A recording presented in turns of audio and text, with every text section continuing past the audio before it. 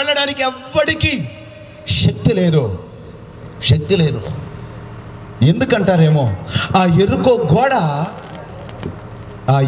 గోడ చాలా వెడల్పు కలిగినది. ఈ ఎరుకో గోడ మీద రాహోబ్ అనే వేశ్య ఇల్లు కట్టుకుంది. ఎరుకో గోడ మీద అంటే ఆ గోడ ఎంత వెడల్పు కలిగినదో ఒకసారి ఆలోచించు. ఒక 3 కార్లు అమాంతంగా ఆ గోడ మీద తిరగొచ్చు అన్నమాట. అంత వెడల్పు కలిగిన గోడది.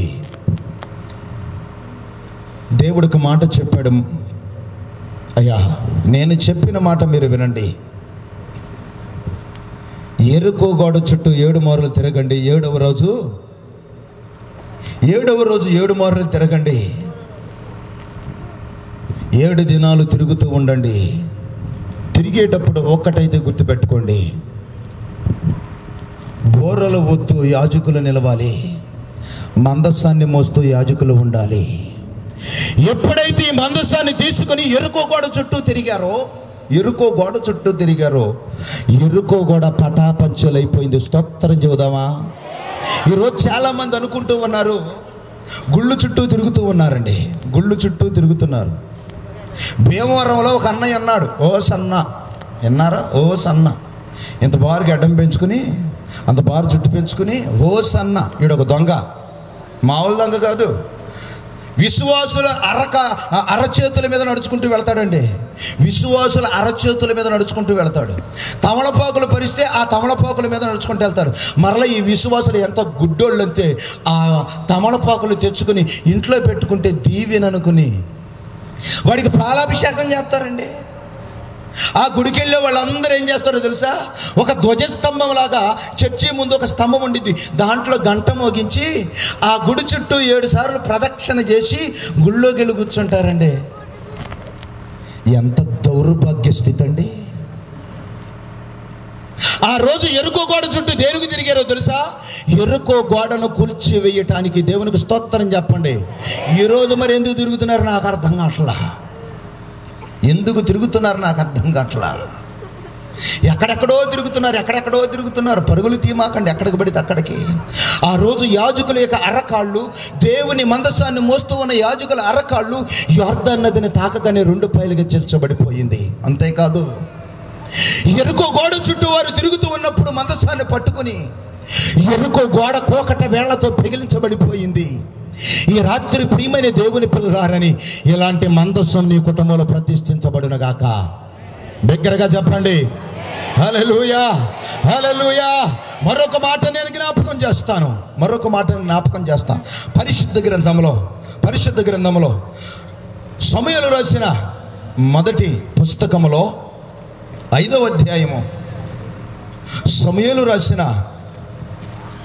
మొదటి పుస్తకం 5వ అధ్యాయము మొదటి నుంచి చదవండి. ఫిలిష్తీయులు దేవుని మందస్సాన్ని పట్టుకొని ఎబెనేజరు నుండి అష్డోదునకు తీసుకుని వచ్చి దాగోను గుడిలో దాగోని ఎదుట దానిని ఉంచిరి. అయితే మరునాడు అష్డోదు వారు ప్రాంతకాలమందు లేవగా ఇదిగో దాగోను యెహోవా మందస్సము ఎదుట నేలను బోర్లబడిపోయి ఉండెను.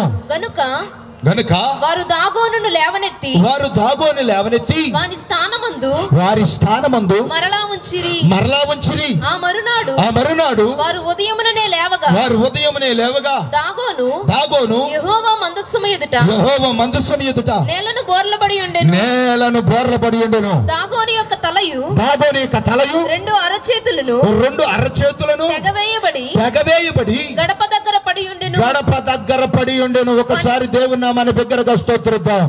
మందసములో ఉన్న దేవుని శక్తి అంటే ఈ రాత్రి నేను చెప్పబోతూ ఉన్నా.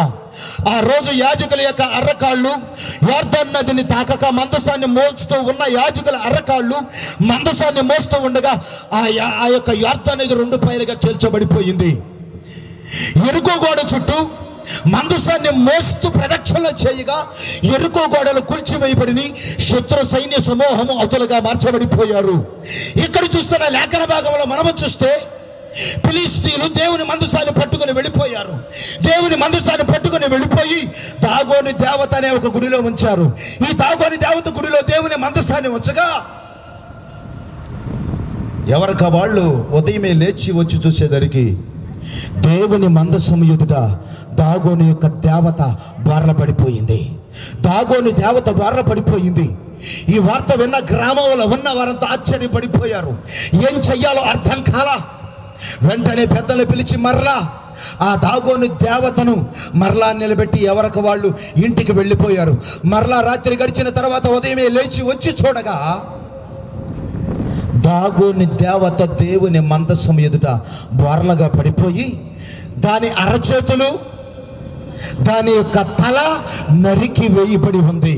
దయచేసి అర్థం చేసుకోవడం మరొకసారి చెబుతున్నా. దేవుని మందసం ఎదుట, దేవుని మందసం ముందు, దేవుని మందసం దగ్గర ఈ లోకములో నిలవగలిగిన దయ్యపు శక్తులు కానీ దేవతలు కానీ ఏవీ లేవు. చప్పట్లు కొట్టి దేవుని నామమున మహిమ పరుద్దాం. దేవుని మందసముకు దాగోని దేవత బోర్ల పడిపోయింది. దేవుని మందసముకు దాగోని దేవత యొక్క తల నరికివేయబడింది. దేవుని మందసం ముందు దాగోని దేవత యొక్క అరకాళ్ళు అరచేతులు నరికివేయబడి ఉన్నాయి. ఈ రాత్రి ఇలాంటి మందసం నీ కుటుంబంలో ప్రతిష్ఠించబడితే అడ్డుగా ఉన్న సముద్రాలు చేర్చబడిపోతాయి. అడ్డుగా అని ఎరుకో గోడలు కూర్చోవేయబడిపోతాయి. నీ కుటుంబంలో దయ్యపు శక్తులు, చేతబడి శక్తులు, ఇబ్బందులు, సాధనలు ఏవైనా సరే నా దేవుని మందసముకు సాష్టాంగ పడునుగాక. ఎలాంటి మందసం నీ కుటుంబంలో ఉందా? ఎలాంటి మందసం నీ కుటుంబంలో ఉందా? ఆ మందసానికి సాదృశ్యం నేను చెప్పాను. నా ప్రభువు అయిన యేసుక్రీస్తు. నిజంగా ప్రియమని దేవుని పిల్లారాని యేసుక్రీస్తు నీ కుటుంబంలో ఉన్నాడా? దేవుని మందసం నీ కుటుంబంలో ప్రతిష్ఠించబడిందా? నిజంగా యేసు నీ కుటుంబంలో ఉంటే, నిజంగా దేవుని మందసం నీ కుటుంబంలో ఉంటే ఈ రోజు నీ వేదనతో నింపబడి ఉండేదానివి కావద్దు. ఈ రోజు నీ కుటుంబంలో సమాధానం లేకుండా ఉండేదానివి కాదు. ఈ రోజు నీ కుటుంబంలో, నీ జీవితంలో పాపం మిగిలిపోయి ఉండేది కాదు. ఈ రోజు ఇంకా నువ్వు ఏడుస్తున్నావు. నీ కుటుంబంలో నెమ్మది లేదు, నీ జీవితంలో సమాధానం లేదు, ఇంకా బంధకాలు. ఏ పని తలపెడుతున్నా సరే అది మధ్యలోనే ఆగిపోతుంది. గల కారణం ఏంటో తెలుసా? యేసును నమ్మేవు కానీ యేసుని ఇంట్లో లేడు. యేసుని తెలుసుకున్నావు కానీ, బాప్తీసం తీసుకున్నావు కానీ దేవుని మందసం నీ కుటుంబంలో ప్రతిష్ఠించబడలేదు. నిజంగా దేవుని మందసం ప్రతిష్ఠించబడితే, నిజంగా నా యేసుని ఇంట్లో ఉంటే ఏ రోజు నీ బంధకాలు తుత్తునీలు అయిపోయేవి. దేవుని నామానికి మహిమ కలుగును గాక. ఒకసారి నిన్ను నువ్వు తరిగించుకో. ఒకరోజు ఒక ఇంటికి వెళ్ళే ప్రార్థనకి, ఆ ఇంటికి వెళితే ఆ ఇంటి డోర్ పక్కనే కొన్ని బొమ్మలు పెట్టున్నాయి. అయ్యా, ఈయన మా నాన్నగారు, ఈయన మా తాత చచ్చిపోయారు. ఆ రెండు చెప్పాడు కానీ ఆ పక్కనే ఇంకో బొమ్మ ఉంది, చిరంజీవి అనే బొమ్మ. అది మాత్రం చెప్పాలి. మరి ఈయనెవరమ్మా? అవి బాగానే ఉన్నాయి, మరి ఈయనెవరో? మా అన్నయ్య, నాకు చాలా ఇష్టం. ఏంటంట? వాళ్ళ హృదయంలో యేసయ్య లేడు. ఎవడున్నాడు? ఎవడున్నాడు చెప్పండి, గట్టిగా చెప్పండి. ఎవరున్నారు? గట్టిగా చెప్పండి అమ్మా. కొంతమంది ఇక్కడ కూర్చున్నారు కానీ అక్కడ సీరియల్ ఎగిరిపోతున్నాయి. ఆడు మామూలోడు కాదు. ఎవడా? ఆ సీరియల్ తీసేవాడు, సినిమా తీసేవాడు ఆడు మామూలోడు కాదు. ఆడేం చేస్తాడంటే గోడ దూకుతూ ఉంటాడు ఒకడు, వెనకాలే పరిగెత్తుకుని వస్తాడు ఒకడు. ఆడు దూకపోయే సమయంలో ఈడి పిస్తోలు ఆడు నెత్తి మీద పెడతాడు. వెంటనే తరువాయి భాగం వచ్చేవారం అంటాడు. ఏకం చూసుకో, కొండలు కడుగుతున్నా నీకు తరువాయి భాగం. కడుగుతాడా కాలవడా? దొరుకుతాడా దొరకడా? బట్టలు ఉతుక్కుంటున్నా ఇదే గొడవ నీకు. ఏమే కాలుతాడంటవా? దొరుకుతాడంటవా? అసలు ప్రార్థనకు వచ్చిన అదే గొడవ. ఆడు దొరుకుతాడా దొరకడా? కాలుతాడా లేదా? ప్రార్థనకి వెళ్ళినా అదే గొడవ, మందిరానికి వెళ్ళినా అదే గొడవ, పడుకున్నా అదే గొడవ, కొండలు తోగుతున్నా నీకు అదే గొడవ. ఎందుకని? ఆడికి బాగా తెలుసు నీ మనసును ఎక్కడ కట్టేయాలో అక్కడ కట్టేశాడు. ఈరోజు ఆ బంధకాలు తెగిపోవునుగాక. దగ్గరగా మన మధ్య నేను ఒక ఊరిలోనండి, ఆ ఊరిలో మీటింగ్ జరుగుతూ ఉంది. ఆ మీటింగ్ పెట్టించిన పాస్టర్ గారు చాలా పెద్ద ఆయన. వాళ్ళ ఇంటికి మరి నేను లాస్ట్ రోజు వెళ్ళా ప్రార్థన చేసొద్దామని. అక్కడికి వెళ్ళేసరికి వందనాలు చెప్పాడు, నేను వందనాలు చెప్పాను. ప్రార్థన చేయబోతున్న పెద్ద ఆయన చెయ్యి నెత్తి మీద అలా వేయబోతున్నాను, ఆయన జేబులో బీడి కట్టలు ఉన్నాయి. నువ్వు అవి తీస్తేనే ప్రార్థన చేస్తానన్న, అవి తీస్తేనే ప్రార్థన చేస్తానన్నా. అర్థమైంది నేను చెప్పిన మాట? ఏమ్మా, బీడి కట్టలున్న ఇళ్లలో దేవుని మందసం ఉండిద్దా? చెప్పండి, నిజం చెప్పండి. సినిమాలు సీరియల్ చూసేవాళ్ళ ఇంట్లో యేసయ్య ఉంటాడా? ఒకవేళ నిజంగా ఉన్నాడంటే నీ పాడు సినిమాలు పాడు సీరియల్లో యేసయ్య కూడా చూపిస్తున్నావా? నీకు నువ్వు ఆలోచించుకో. నిజంగా యేసయ్యే ఉంటే, నీ ఇంట్లో నిజంగా దేవుని మందసమే ప్రతిష్ఠించబడితే, నీకు ఈరోజు నిన్ను నువ్వు తరికించుకో. నువ్వెంత దుఃఖంలో ఉన్నావో. యేసుని నమ్మావు. ఓబేదేదోము ఇంట్లో దేవుని మందసము ఎన్నాళ్ళు ఉందమ్మా? ఎన్నాళ్ళు ఉంది? అబీనాదాబు ఇంట్లో ఎన్నాళ్ళు ఉంది? అబీనాదాబు ఇంట్లో దగ్గర 20 సంవత్సరాలు ఉంది. చూడండి మాట. మొదటి సమూయేలు 7వ అధ్యాయము మొదటి వచనం దగ్గర నుంచి చదవమ్మా.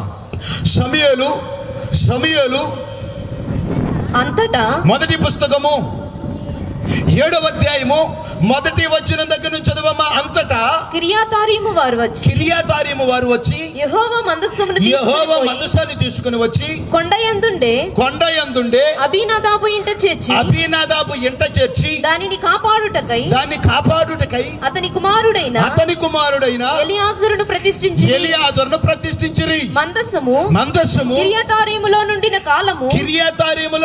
కాలము 20 సంవత్సరములాయెను. 20 సంవత్సరములు ఆయను. దేవునామానికి మహిమ కలుగును గాక.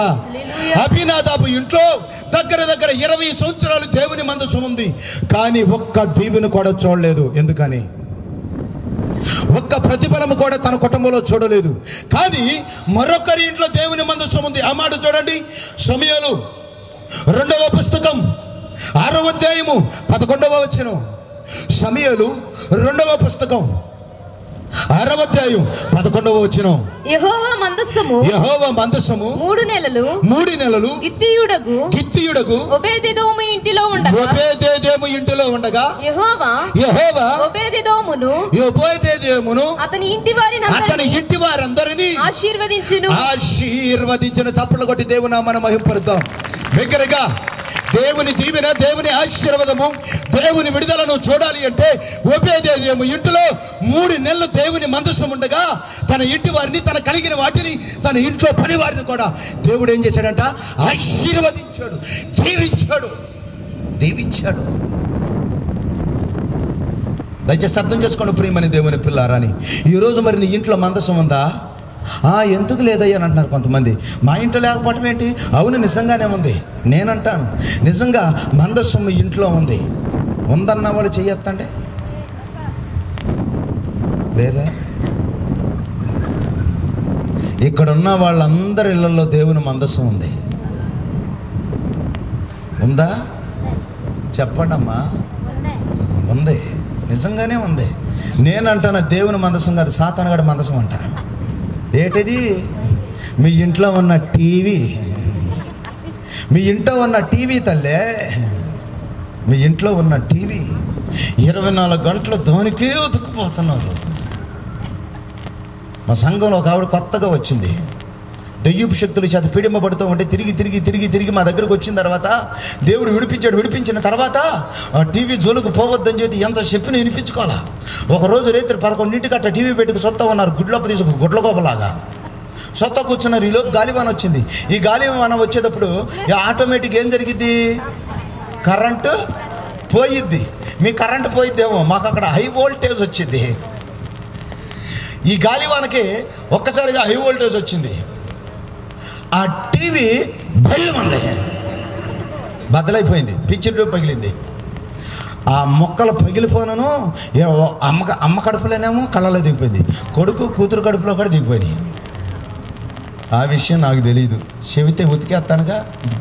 3 రోజుల తర్వాత తెలిసింది నాకు. 3 రోజుల తర్వాత తెలిసింది. హాస్పిటల్లో పెట్టారు. తిప్పి మరలా అన్నారు, అయ్యగారు సొత్త కొడరాల. ఏంటంట సొత్త కర్రాల. ఫోన్ చేసిన ఎత్తలా, ఫోన్ చేసిన ఎత్తలా. సొత్త కూడా కొంతమంది అయ్యగారులు ఫోన్ చేస్తారండి, జస్ట్ అట్లా టక్కమంట ఓ రింగ్ వచ్చిద్దో రాదో అన్నట్టుగా జస్ట్ అలా రింగ్ ఇస్తారు, కట్ చేస్తారు. అసలు చేస్తాడా చేయడా? అసలు చేస్తాడా చేయడా? కొన్ని సంఘాల్లో ఏ గొడవలండి బాబు. అయ్యగారు వాళ్ళకే పాటలు ఇస్తాడు, మా కోట్ల ఎవరికంట వాళ్ళకే ఇస్తున్నాడు. ఎప్పుడన్నా ప్రార్థన టయానికి వచ్చావని ముఖానికి ఆరాంగా ఆరబోసుకుంటూ వస్తావు నువ్వు. పెద్ద దేశంలో దేవత దిగొచ్చినట్టు దిగొస్తారు కొంతమంది. ఎప్పుడు 10ంటికి ప్రార్థన అంటే దగ్గర 12 ముగించే సమయానికి, పాటలు అయిపోయే సమయానికి, అయ్యగారికి అమ్మగారికి ఆ సమయంలో వస్తే ఆఖరిలో జనం అందరూ వచ్చిన తర్వాత పాట అవ్వాలన్నమాట. అయ్యగారు వాక్యం మానేసి ఎట్లాంటి వాళ్ళని ఏం చేయాలండి? ఈదుడు బాధుడిగా బాధాలి. మాకు అధికారం లేదులే, ప్రార్థన చేస్తాం. దేవునికి స్తోత్రం, హల్లెలూయా. పాట పాడాలని ఆశ ఉన్న వాళ్ళు ముందే వచ్చి కూర్చోవాలి దేవుని మందిరంలో. మొత్తం అంతా పాడేసిన తర్వాత, ఆరాధన కూడా అయిపోయిన తర్వాత అసలు ఎత్తాడా ఎవడా? ఎవరిని పరీక్ష? అయ్యగారికి. ఎట్టండోళ్ళకి తీసేస్తాడు, జాగ్రత్త. దేవునామానికి మహిమ కలుగును గాక. మామూలు కూడదు. ఎక్కడ కాదు మీ ద్వారా పాపం అయ్యగారులు ఎంత బాధపడుతున్నారంటే, ఈ ఉరుమురుమంట దేని మీద పడిందమ్మా చెప్పండి? ఏది గొడవ వచ్చినా ముందు అయ్యగారి మీదే. మొన్న ఒక సన్నివేశం జరిగిందండి. ఆ చర్చికి వెళ్ళిపోయిన తర్వాత మా అమ్మాయి అసలు ఎంతో మంచిదో, ఎవరితో మాట్లాడేది కాదు. ఆ అబ్బాయితో మాట్లాడి ఆ అబ్బాయి ప్రేమలో పడిపోయింది. అయ్యగారు పట్టించుకోవాలా. తర్వాత తెలిసింది నాకు, ఆల్రెడీ కాలేజీలో ఇంకా అబ్బాయిలో పడిందని. కానీ కాలేజీ మార్పించలా, ఇక్కడ సంఘం మానిపించేసింది. ఇంకో చోట పోతుందా సతీష్ అన్నయ్య దగ్గరికి. మరి కాలేజీ ఎందుకు మానిపించలా అంటే, నీకు ఇష్టమైతే కాలేజీ మానిపించవు, కానీ ఇక్కడ చర్చి మానిపించేస్తావు. జాగ్రత్త. దేవునామానికి మహిమ కలుగును గాక. హల్లెలూయా, హల్లెలూయా. మోసపోకుడి దేవుడు బిగ్గరగా గట్టిగా హల్లెలూయా చెప్పరు తల్లులారా, గట్టిగా ఆనందంగా చెప్పడా. మీ మొఖాలు మాడిపోనా? మరి ఎట్ట కూర్చున్నారేంటి తల్లులారా? మీరు నాకు సరిగ్గా కనపడతారా మీ మొఖాలు? దయచేసి అర్థం చేసుకోండి.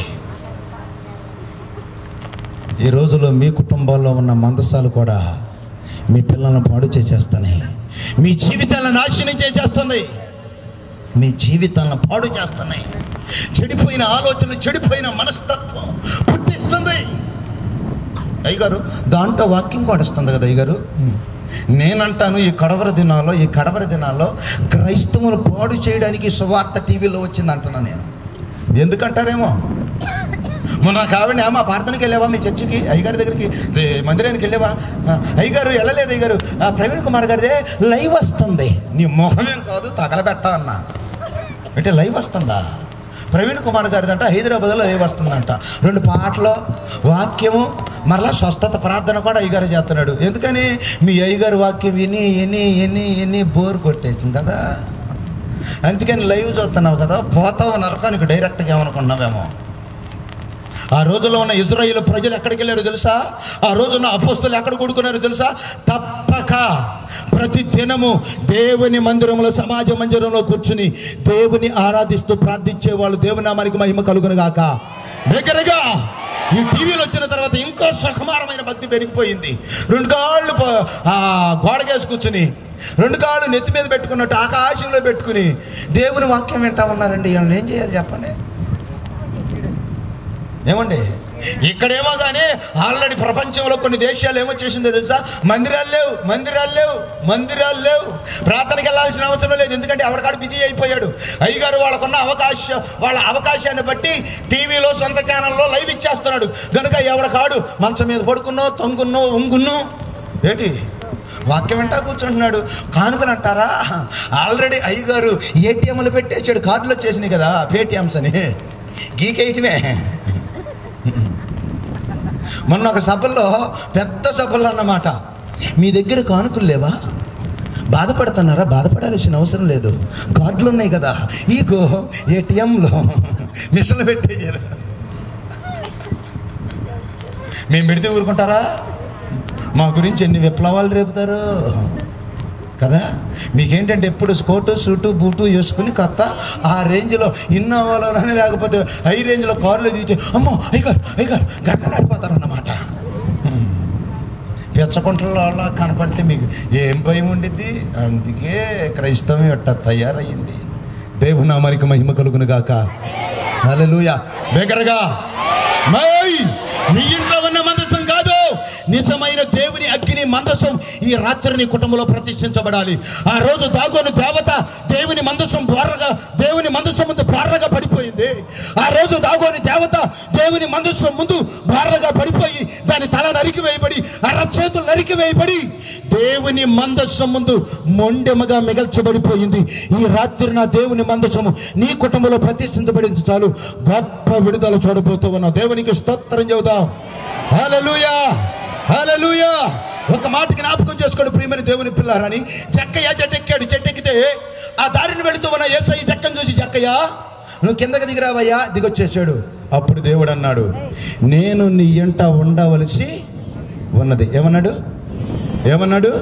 చెప్పండమ్మా, గట్టిగా చెప్పండమ్మా. నోరున్న వాళ్ళు చెప్పండి. ముత్యాలేం రాలవలే చెప్పు. అయిలారా చెప్పండి. జక్కయ్య కిందకి రానా, దిగొచ్చేసాడు. నేడు నేను నీ ఎంట ఉండవలసి ఉన్నది. ఎందుకయ్యా? ఎందుకు ఉండవలసిన పరిస్థితి వచ్చింది? జక్కయ్య పాపే, దుర్మార్గుడే, వడ్డీ వసూలు చేస్తున్నాడే. కానీ ఎప్పుడైతే యేసును చూడాలనే ఆశ, యేసయ్యని ఎప్పుడైతే నా కుటుంబంలోకి తీసుకురావాలనే ఆశ పుట్టిందో ఆ మనసును నా దేవుడు చూశాడు. జక్కయ్య ఇంటికి అడుగుపెట్టాడు. ఇంటికి అడుగుపెట్టిన తర్వాత జక్కయ్యలో ఎంత మార్పు వచ్చిందో తెలుసండి. తాను వసూలు చేసిన వడ్డీ తిరిగి మరలా ఎంత ఇచ్చాడమ్మా? రూపాయి తీసుకుంటే ఎంత ఇచ్చాడు? 4 రూపాయలు ఇచ్చేసాడు. కానీ మారు మనసు పొందిన తర్వాత, బాప్తీసం తీసుకున్న తర్వాత మరి నువ్వు ఇచ్చేస్తున్నావా తల్లా? యేసయ్య ఎందుకు వచ్చాడు అనుకున్నారు? జక్కయ్య ఇంట్లోకి ఉండవలసిన పరిస్థితి ఎందుకు వచ్చింది అనుకున్నారు? యేసయ్య ఇంట్లో ఉండవలసిన పరిస్థితి ఎందుకు వచ్చింది అనుకున్నారు?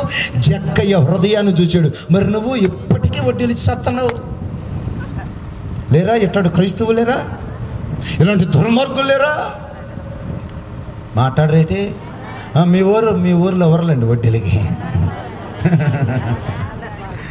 నిజంగా చెబుతున్న బైబిల్ ప్రకారంగా వడ్డీ ఇచ్చిన వాళ్ళు డైరెక్ట్ నరకానికే జాగ్రత్త. వడ్డీకి ఇచ్చేవాళ్ళు డైరెక్ట్ నరకానికి మామూలుగా కాదు, తీసేస్తాడు, ఉతికేస్తాడు. ఏమనుకుంటున్నారేమో? మారు మంచు అంటే వడ్డీలకి తిరగడం కాదు.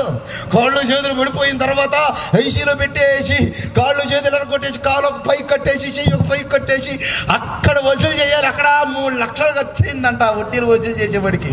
బాగుంది కదా ఇప్పుడు కమ్మగా సమ్మగా. ఎవరన్నారేమో జాగ్రత్త. నిజమైన మారు మంచు అది కాదు. వడ్డీలు చేసేవాళ్ళ ఇంట్లోకి యేసయ్య రాడు. ఏదో పట్టాలు బైబిళ్ళు వాక్యం పెట్టుకుంటే సరిపోదు. యేసు నీ ఇంట్లోకి రావాలి అంటే, నా దేవుని మందసం నీ ఇంట్లో ప్రతిష్ఠించబడాలంటే నీ పాపము నీలో నుంచి వెళ్ళిపోవాలి. నీ కుటుంబంలో నా పాపం నీలో నుంచి వెళ్ళిపోవాలి. అందుకని దేవుడు అంటూ ఉన్నాడు, నీతి గుమ్మములారా మీ తలలు. ఏ గుమ్మంలోకి వస్తాడు ఆయన? ఏ ఇంట్లోకి వస్తాడు ఆయన? చెప్పా. నీతి గుమ్మములో పరిశుద్ధముగా బ్రతికే కుటుంబాల్లోకి దేవుడు అడుగు పెడతాడు. ఆయన మందసం వారి కుటుంబాల్లో ప్రతిష్ఠించబడింది. యేసు నమ్మే కొన్ని బ్రతుకు మారలేదు. యేసు నమ్మే నేను బూతులు మారలా. యేసు నమ్మావు, నీ పాపాన్ని విడిచిపెట్టాలా, నీ వ్యభిచారం విడిచిపెట్టాలా, నీ మోసాన్ని విడిచిపెట్టాలా. ఇంకా యేసయ్య నీ కుటుంబంలో ఎలా ఉంటాడు? నీ హృదయంలో యేసయ్య ఎక్కడ ఉంటాడు? ఏదో పేరుగా సంఖలో బైబిల్ పట్టుకు తిరగటమే మన బతుక్కి, కానీ అక్కడికి మాత్రం వెళ్ళాం. ఈ రాత్రి అయినా సరే నీ పాపాన్ని విడిచిపెట్టు. దేవుని మందస్సం నీ కుటుంబంలో ప్రతిష్ఠించబడితే చాలు, సముద్రం లాంటి బంధకాలని చీల్చివేయబడబడుతున్నాయి. ఎరుకో గోడ లాంటి కోటలు కూల్చివేయబడుతున్నాయి. తాగోను దేవత లాంటి దయ్యపు శక్తులు దేవుని మందస్సు ముందు బార్లగా పడిపోతూ ఉన్నాయి. నమ్మిన వారు చప్పట్లు కొట్టండి. హల్లెలూయా, హల్లెలూయా. దగ్గరగా కొంచెం అర్థం చేసుకోండి. ఈ మధ్యకాలంలో ఒకడు అన్నాడు, మీది అమెరికా మతం కదా, అందరూ అమెరికా పోవాలన్నాడు ఒకడు, ఓ దరిద్రుడు. అమెరికా వెళ్ళిపోవాలి. నేనంటాను మేము అమెరికా మతము అని అన్నావు, బాగానే ఉంది. మరి నువ్వురా, నీ కొడుకుని అమెరికాలో చదివిస్తున్నావే, ఏం పోయే కాలం వచ్చింది మరి? అన్ని ఎక్కడ మరి ఇండియాలో చదివించుకో. మరి అమెరికా నుంచి వచ్చిన ఇంగ్లీష్ మాట్లాడుతున్నావే, మరి తెలుగే మాట్లాడు. నీకు ఇంగ్లీష్, నీ కూతురు నీ కొడుకుని ఇంగ్లీష్ ఎందుకు చదివిస్తున్నా? అమెరికాలో తయారు చేసిన, అమెరికాలో కనిపెట్టిన సెల్ ఫోన్లు ఎందుకు కొడుతున్నావు? ల్యాప్టాప్లు ఎందుకు కొడుతున్నా? కంప్యూటర్లు ఎందుకు కొడుతున్నా? పంపించే ఎక్కడికి. అమెరికా నుంచి దిగుమతి ఎగుమతి అయ్యే లేకపోతే మన భారతదేశము, ఒకవేళ అలాంటి ఆలోచన అమెరికా మతం అనుకునేవాడు ఎవడైనా సరే ఉంటే అమెరికా నుంచి వచ్చేయన్నీ ఆపేసేయి. కానీ తినటానికి తిండి కూడా ఉండదు, జాగ్రత్త. మరొకడు అన్నాడు, మాలా మాదిగోళ్ళ దేవుడు అండి. ఏటంట? నేను ఒక మాట అడుగుతానండి, మాలోళ్ళు ఉన్నారు ఇక్కడ? ఉంటే చెయ్యొద్దండి. డైరెక్ట్గా నరకానికి పోతారు, జాగ్రత్త. డైరెక్ట్గా నరకానికి పోతారు, జాగ్రత్త. ఎందుకు చెబుతున్నానో తెలుసా? మనం యేసు క్రీస్తు రక్తంలో కడగబడిన యేసు బిడ్డలం. కులం లేదు మనకి. మన దేవుడు కులానికి కాదు, మతానికి కాదు, వర్గానికి కాదు. ఆయన భేదాలు పెట్టడానికి యేసై రాలా. యేసులో నుంచి, దేవునిలో నుంచి ఆదాము వచ్చాడు. ఆదాములో నుంచి భూప్రపంచం మీద ఉన్న ప్రజలందరూ వచ్చారు. కులం లేదు మనకి. మాలామాదిగోడు దేవుడు అండి, మాలామాదిగోడు దేవుడు. ఇది ఎందుకు వచ్చిందో తెలుసా? అసలు ఇది ఎందుకు వచ్చిందో తెలుసా? ఈ మాటలు చెబుతాను, శ్రద్ధగా వినండి. చాలామందికి ఇలాంటి పిచ్చి నరనరాల్లో క్షీణించుకుపోయింది. చాలామంది అక్కడ కులాల వారు అది మాలామాదిగోడు దేవుడు అండి, మాలామాదిగోడు దేవుడు. మాలామాదిగోడు దేవుడు కదా యేసయ్య. మరణాన్ని జయించిన దేవుడు, మరణపుములను విరిచిన దేవుడు. ఈ లోకములో దేవుళ్ళు దేవతలు అని పిలువబడేవారు 3,000,000 మంది ఉన్నారు. కానీ ఒక్కడు కూడా చచ్చిపోయినోడు తిరిగి లేగల. అవతారాలు చాలించిరి, కానీ చచ్చిపోయారంటే బాగోదని అవతారాలు చాలించిరి అని రాశారు. చనిపోయారు కానీ ఎవడో తిరిగి లేగల. నా ప్రభువు అయిన యేసు ఒక్కడే మరణాన్ని జయించిన వాడు, మరణపు ముళ్ళని విరగొట్టినవాడు, మరణపు కూరలను పెరికి వేసినవాడు, సమాధిని బ్రతలు కొట్టిన మనగాడున యేసు ఒక్కడే. లోకములో ఎవడో లేడు. చప్పట కొడదాం, హల్లెలూయా. ఆయన మాలామాదిగల వారికే దేవుడు కాదు, మాలామాదిగల వారికే దేవుడు కాదు. ఒకవేళ ఇలాంటి కొల ఖర్చుతో ఎవడైనా ఉంటే ఈ రాత్రి నీ బ్రతుకు మారాలి. ఏమన్నా నాకు ఒక చిన్న డౌట్ అండి. యేసుక్రీస్తునేమో మాలామాదిగ దేవుడని ఒక పేరు పెట్టేశారు. మరి కృష్ణుడు తెలుసు కదండి. కృష్ణుడు ఏటైనా గొల్లవాడండి, గొల్లోడు. కృష్ణుడు గొల్లోడు. మరి అక్కడెందుకు మాట్లాడరు? అక్కడెందుకు ఆ కుల గజ్జి తీయరు? ఏమండి, నిజంగా చెబుతూ ఉన్నా, అది బైబిల్లో పట్టుకుపోయి రాసుకున్నదే వారి గ్రంథాల్లో. నా యేసు అంటూ ఉన్నాడు, నేను గొర్రెలకు మంచి కాపరిని. ఈ మాట తీసుకుపోయి అక్కడ పెట్టుకున్నారన్నమాట. నా యేసయ్య గొర్రెలకు మంచి కాపరి, ఆయన గొర్రెల కాపరి. అట్టని తీసుకుపోయి ఆయనకు తగిలించుకున్నారన్నమాట. దయచేసి అర్థం చేసుకోండి ప్రియమని దేవుని పిల్లారని. ఒక మాట ధ్యానపూర్వకంగా వినండి. మొట్టమొదట మన భారతదేశంలోకి యేసుక్రీస్తుతో పాటున్న 12 మంది శిష్యుల్లో, యేసుక్రీస్తుతో పాటున్న 12 మంది శిష్యుల్లో ఒక శిష్యుడు, ఆయన పేరు తోమా. మొట్టమొదటి శతాబ్దంలో 49వ సంవత్సరంలో మన భారతదేశంలోకి అడుగుపెట్టి మైసూరుని పరిపాలిస్తూ ఉన్న నందపోరస్ అనే ఒక చక్రవర్తి దగ్గర శిల్పకారుడుగా జాయిన్ అయ్యాడు. అక్కడ శిల్పాలు చెక్కుతూ ఆ నందపోరస్ అనే చక్రవర్తి దగ్గర ఆ రాజ ఆస్థానంలో మైసూరులో కొంతకాలం జీవిస్తూ ఉన్న దినాల్లో రాజకుమారుడు, అతని పేరు ఘాటు, వాడు చనిపోయాడు. చనిపోయిన తర్వాత రాజకుమారుని దహనము చేసే కొద్ది గంటల ముందు ఆ విషయము యేసుక్రీస్తుతో పాటు ఉన్న 12 మంది శిష్యుల్లో ఒక శిష్యుడైన తోమా ఆ వార్త విన్నాడు. ఆ వార్త విని రాజుగారి దగ్గర కబురు పంపాడు, అయ్యా, నేను నమ్మిన దేవుడు నిజమైన దేవుడు, ఆయన అందరికీ దేవుడు, ఆయన ప్రపంచాలను కలిగించిన వాడు, ప్రపంచాలను జయించిన వాడు. నువ్వు సేవిస్తున్న దేవుళ్ళో ఒక్కడు కూడా తిరిగి లేచిన వాడు ఎవడు లేడు, మరణాన్ని జయించిన వాడు ఎవడు లేడు. కానీ నా యేసయ్య మాత్రం మరణాన్ని జయించిన వాడు, చనిపోయి తిరిగి లేచిన వాడు. కనుక చచ్చిన వారిని బ్రతికించగలిగిన సత్తా నా యేసయ్యలో ఉంది. కనుక నీ కొడుకుని నా దేవుడు బ్రతికిస్తాడు అని అంటే చాలామంది ఆశ్చర్యపోయారు, అభ్యంతరాలు పెట్టారు. కానీ వాటన్నిటిని అధిగమించుకుని వాళ్ళ మధ్యలో సవాలు చేసి తోమా గారు రాజు ఎదుటే, అందరి ఎదుట ఆ శవమ దగ్గర మోకరించి ప్రార్థన చేస్తూ ఉన్నాడు. రాజా, ప్రపంచాలను కలిగించిన నా దేవుడిని యేసు, నా కళ్ళ ముందు నువ్వు చేసిన అద్భుతాలు మేము ఎన్నో చూసాం. యాయూరు కుమార్తెని చచ్చిపోయిన దాన్ని లేపావు, 3 రోజుల సమాధిలో ఉన్న లాజరును బ్రతికించావు. ఈ దేశంలో ఎంతో మంది అన్యులు ఉన్నారు, వారందరికీ సువార్త ప్రకటించాలి, వారందరూ రక్షించబడాలి, వారందరూ నిజమైన దేవుడిని నీవని తెలుసుకోవాలి, మరణముని గెలించిన దేవుడిని నీవే అని గ్రహించాలి. కనుక ఈరోజు నా రాజకుమారుడైన ఘాటును బ్రతికించాలని మోకరించి ప్రార్థించగా చచ్చిపోయిన రాజకుమారుడు లేచి కూర్చున్నాడు. చప్పట్లు కొడతామా? హల్లెలూయా. ఆ రోజు చనిపోయిన రాజకుమారుడు లేఖనం చూచి ఆ రాజ ఆస్థానంలో ఉన్న రాజు, మైసూరుని పరిపాలిస్తున్న రాజు, భారతదేశంలో మొట్టమొదటిగా యేసును నమ్ముకున్నాడండి. చప్పట్లు కొడదాం దగ్గరగా. చేతులు లేవా మనకి? ఏమ్మా, మొట్టమొదటిగా భారతదేశంలో యేసుని నమ్ముకునేది ఎవరో చెప్పండి? రాజులు. దగ్గరగా చెప్పండి, ఎవరో? మొట్టమొదటి శతాబ్దంలో 49వ సంవత్సరంలోనే ఈ భారతదేశానికి అడుగు పెట్టిన తోమా గొప్ప విప్లవాన్ని యేసు కొర్రగలించాడు. భారతదేశంలో గొప్ప మంటలం పుట్టించాడు, చచ్చిన వాడిని బ్రతికించాడు. మొట్టమొదటిగా భారతదేశంలో రాజులు నమ్ముకున్నారు.